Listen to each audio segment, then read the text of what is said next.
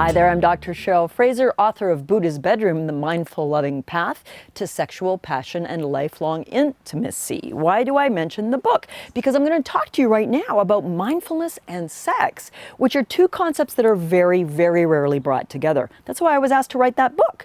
So how can mindfulness improve your sex life? I mean, the image of sitting stoically and silently, breathing in and breathing out and meditating, how can that translate to your eroticism? Tell you what, it sure as heck can. Here's the thing. Remember when you were a teenager maybe and having an early erotic experience with your beloved first boyfriend, girlfriend, partner, and maybe you weren't going to go below the waist, okay? And you were laying, I have a memory, I remember laying on the couch in my parents' 1980s rec room, really ugly couch, black and red, like chunks. Anyway, I digress. And we were laying there and my parents were upstairs and my boyfriend, my beloved first love, and we weren't going to go below about here. And we would neck for hours. First of all, why did we call it necking? That's a generational thing. Younger viewers may be like, we don't call it that. We call it hooking up or making out.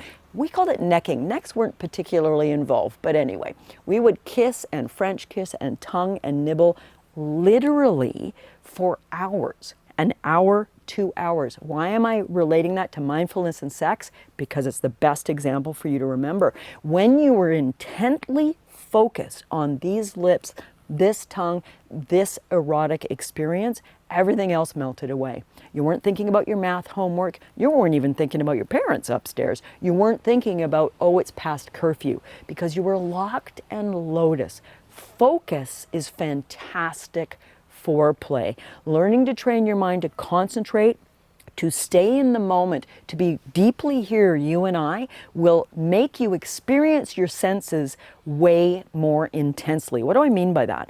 Right now, if I could get you calm and focused and I could give you a teeny tiny bit of chocolate, and you would melt it on your tongue. If you were really paying attention to that sliver of Belgian truffle as it melted on your tongue, you would taste it. My mouth's watering, and a lot of yours, you're salivating right now, right? Because the senses wake up when we focus. Imagine kissing like that. Imagine making love like that. There is some tremendous research. My friend and colleague Lori Brotto out of UBC in Vancouver, British Columbia, has done a tremendous amount of research showing the impact of mindfulness on your sexual desire, i.e. it can help you want sex more often, on your sexual arousal, i.e. it can help both men and women have better sexual performance, more satisfying orgasms. Why? Because they're paying attention, they're feeling their feelings. So sex and mindfulness have a tremendous amount to do with each other. I'll be teaching more about this in the upcoming months. We've got some amazing stuff we're going to be unveiling for you all over the rest of this next 3-4 months, so stay tuned. But for now, if you want more, you can check out the book, and if you love these bites and aren't signed up, please sign up. And if you really love it, send it to a friend.